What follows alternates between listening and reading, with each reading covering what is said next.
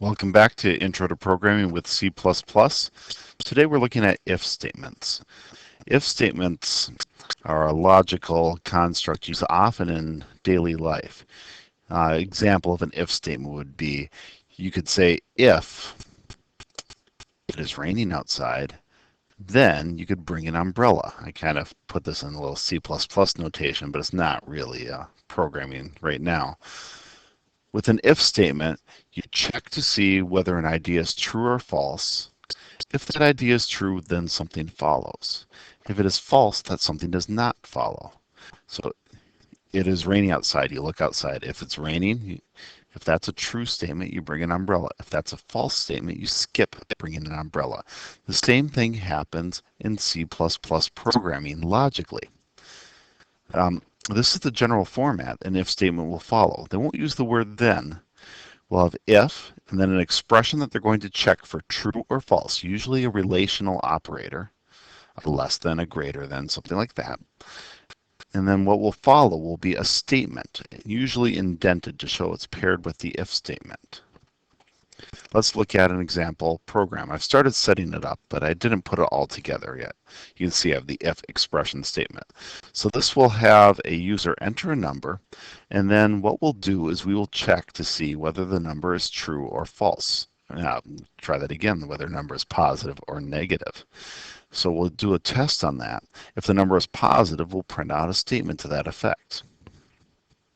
And then the program will end. So we need to do this test.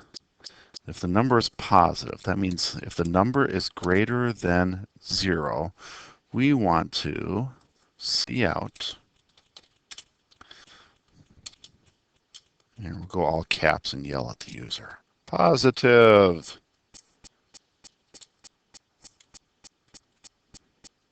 There we go. Cout positive. Well, let's try this.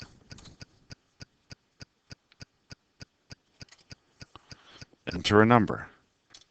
8. Positive, it yells. Thus endeth the program. Press any key to continue. I should put a \n or 2 in there. That will feel better to me.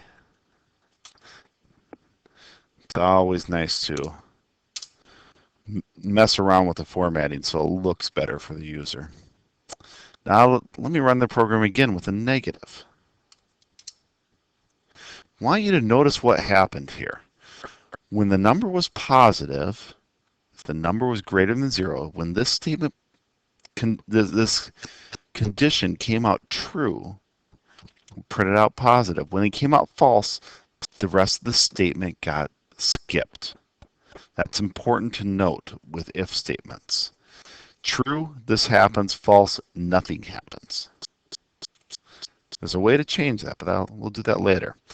Sometimes you want to actually have more than one statement that'll happen. There can be cases where there's many. If that is the case, or even if there is only one statement, you can use braces around the one statement. But here, let's do this. We're going to have 2 program statements. It's really positive.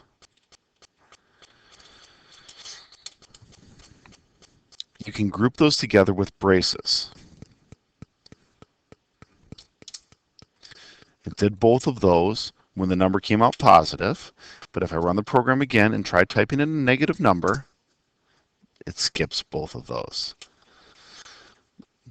Now, I indent those statements. Please note that. This is good programming habit to get into. I know white space doesn't matter for the operation of the program, but let's build good habits here. I have the left brace and the right brace on the same level as the if statement. I can see here's the beginning of all the what will follow the if statement. Here's the end. And then in between, here's what happens. It's all indented in. Easy to see. I can see here, beginning of the main function, end of the main function. And well, that works pretty well for an if statement.